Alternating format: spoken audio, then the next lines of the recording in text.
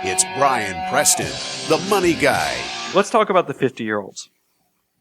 50s. I love your naming for this because I'm going to read this. It said it. 50s is that generation where you start disengaging autopilot and approaching the runway of financial independence. Well, I'm assuming the best for my listeners because you're listening to a financial, show. This is a podcast, YouTube channel. We're connecting with you wherever you want to be, and I assume if you're listening to this show, you probably really are, by the time you reach your 50s, you are disengaging autopilot because you've paid yourself first. You just had that money working for you.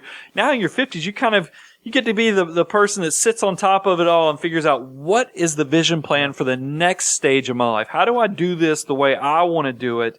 And this is also an important time where maybe if you're not that optimistic, you really do need to be, when you're in your 50s, you need to be saving like your life depended upon it. Because guess what? Your 60-year-old, your 70-year-old, your 80-year-old self, your life really will depend upon it. Yeah. So you've got to save as much as possible. But here's a cool thing about once you cross the 50 mark. The government says, you know what? Let's give this thing called a catch-up provision to these 50-year-olds. Let's go ahead and give them a sweetener in the tax code and let them save a little bit more. Yep. So I tell you, if you're over 50, you should take advantage of, because if you're waking up and realize I need to save even more than I've already got in the bank, take advantage of, for IRAs, it's $1,000 if you're over 50. So this year, 55 to 65. Yeah, so you get to add on top of the base level contributions, you get to do a whole nother $1,000 on top of the $5,500 that's base level. That's right. And then 401ks, they get to put $6,000 on top of it. So 18,000. Yeah. All the way up to 24,500. Yeah, so that's $6,000. That's a lot of money that you get to add to your retirement. And then HSAs get into it. For 55-year-olds, it's not 50, but it's 55. You get to put another $1,000 in those HSAs. And remember, HSAs, triple tax advantage. We've done shows on that. But also, if you save enough for your insurance and you still have money left over, HSAs can be used for retirement. So your 60-year-old, your 70-year-old self might thank you for funding those HSAs when you're in your 50s. So it's something to consider.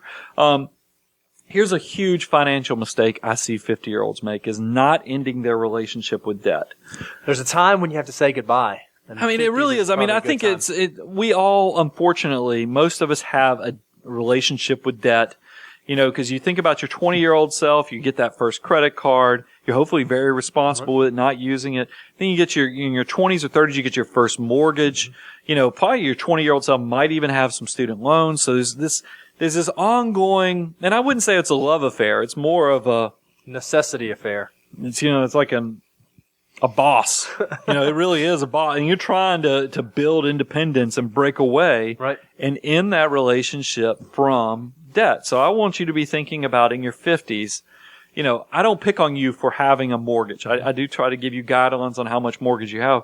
But I do want you to understand, I don't consider you truly financially independent unless you owe nobody for anything. And I know there's a lot of, because I've had discussions with people that maybe you could pay off your mortgage at any point in time by writing a check. But if you're putting that money in the stock market, if you're investing it, you might not be able to pull that money at the value you want it to be if you really got squeezed. So I'd prefer for you to be, when you're truly walking through the path, the transition, the bridge of financial independence, being debt free. So I want you to have no debt in retirement. So in your 50s, you ought to be thinking about that number needs to be decreasing. This is probably not the time to go buy a vacation home and add to your debt load. Now, there's nothing wrong with going to buy a vacation home, but that's what you do. But you probably don't want to double your debt payment because you're trying to increase lifestyle at that point. Now make sure, because we got it. One of our clients wrote us that bought a vacation property. I don't know if you were on that email. Yeah, I was. But I'm not saying that you shouldn't go enjoy the money. You'll hear me talk about you should use the spoils of your success, but they didn't go take out a mortgage. They didn't go mortgage it. They didn't mortgage their future. So that's a great point. I just want to make sure that we don't lead people astray because I don't want to, a client write and saying, you told me I was okay to go buy that condo. And then no, there's more going on there. So here's another financial mistake is not at least checking the box on long-term care. Long-term care insurance. I'm not telling everybody you need to go buy long-term care, but I do think you at least need to check the box of figuring out if it's something you ought to consider, because there's a kind of, we call it a donut of coverage. You either don't have enough resources to make it worthwhile, or you have too many resources that maybe you could self-insure, but there is a threshold where you might fall into that you ought to at least go look at it, because I got to tell you, I'm getting to the age now in my 40s where unfortunately, I have several friends, and some of these people I knew because they had a big part in my life, that their parents are, starting to have cognitive issues, where, and that stuff freaks you out. And, it's something there's nice when they have protection. Yeah. It's not going to eat away all of their financial resources when you become disabled or you can't take care of yourself. It really, think about this for your loved ones, but I'm not recommending, that's not an endorsement, but it's something just to consider. In your 50s, you need to at least do the analysis, because if you wait longer, if you wait until your 60s or 70s, it becomes so expensive that you can't do it. So in the 50s, you at least need to start having the conversations about whether it is something that makes sense for you and your family. The next one is a big one for financial mistakes, is not kicking the kids out of the basement.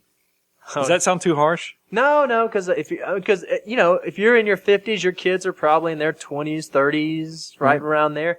It probably is about that time for a baby bird to fly out of the nest. I mean, you've heard me say it. I said it earlier.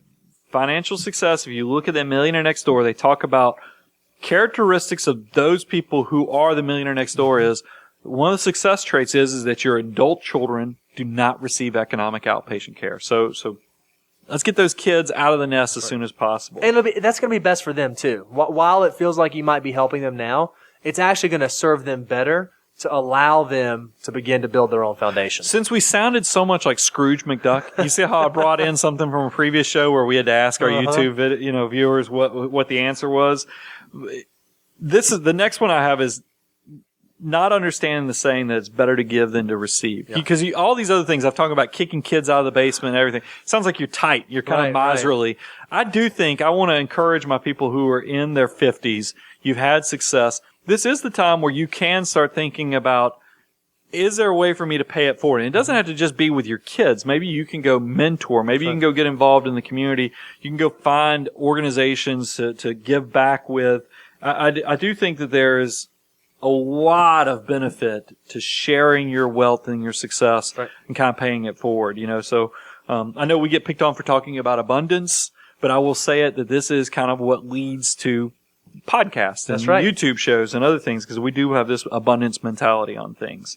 Let's talk about the 50-year-old and their investments. Okay. This is not as exciting as my 20-year-old, 30-year-olds, 40-year-olds, but here's where it is for 50-year-olds. Remember, when you're in your 50s, I'm trying to tell you what each dollar is going to turn into for when you turn 65. Now, once again, just like I did for 20-year-olds, I had them at 10%, 30-year-olds at 9%, 40-year-olds at 8%. I've dropped your rate of return, your expected rate of return, down to 7% because you are taking less risk the older you get. You have to pull that asset allocation down. I think a 50-year-old could expect $1 to turn into $3. A 55-year-old could expect $1 to turn into $2, essentially to double. So if you think about it in those terms, you're hopefully, that's where you're putting the cherry on top of the hard work you did in your 20s, 30s, and 40s. But it is one of those things, and that's why I started it off. You kind of see how we did a kind of a full circle there. I started off, I said, in your 50s, you have to save like your life depended upon it. Now I'm closing it off and telling you, you have to save like your life dependent on it, because this is the last time you have a chance for your money to double or triple before you actually walk through that gateway of being retired at 65. Yep. So use this as motivation just to put those final finishing touches on getting the life that you want to have in your 50s.